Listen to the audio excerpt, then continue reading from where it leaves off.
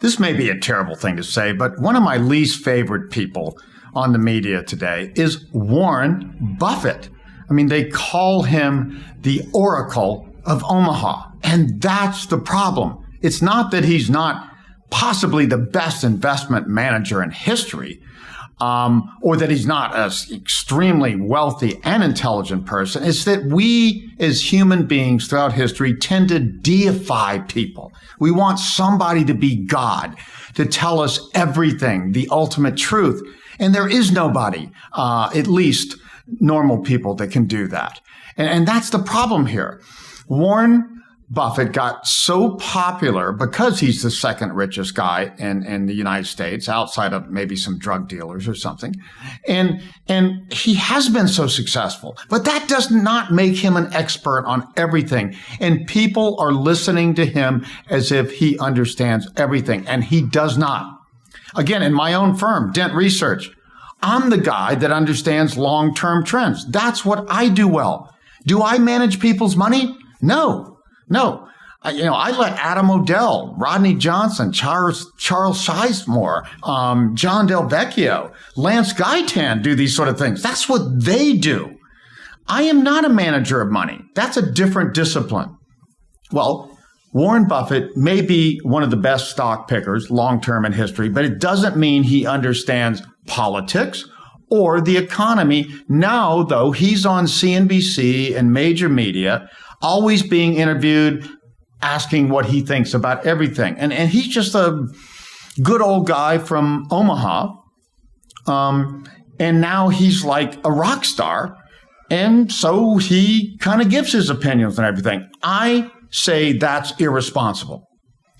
Don't go out and tell people that the government's policies are okay with all this unbelievable quantitative easing, and you can't go wrong buying high quality stocks, because history says otherwise. History says every time there has been major debt bubbles, every time governments have overstimulated the economy, and nothing compares to this, it ends up badly.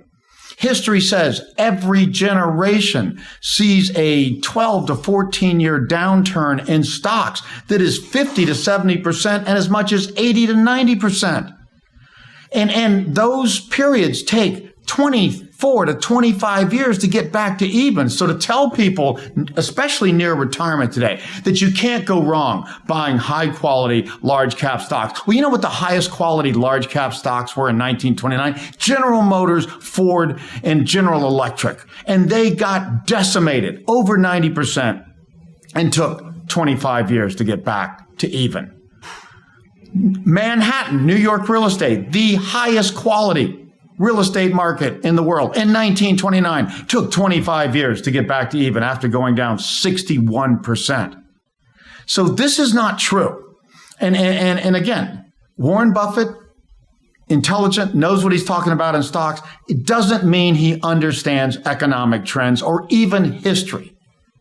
So if you want to understand something like this, listen to the people like me on economic trends, and Warren Buffett when it comes to picking stocks. Listen to him about how to buy a good stock and what to look for and how to find value. Don't listen to him on every political and economic opinion, because that's not his expertise. And nobody outside of some God-given genius can do all of these things.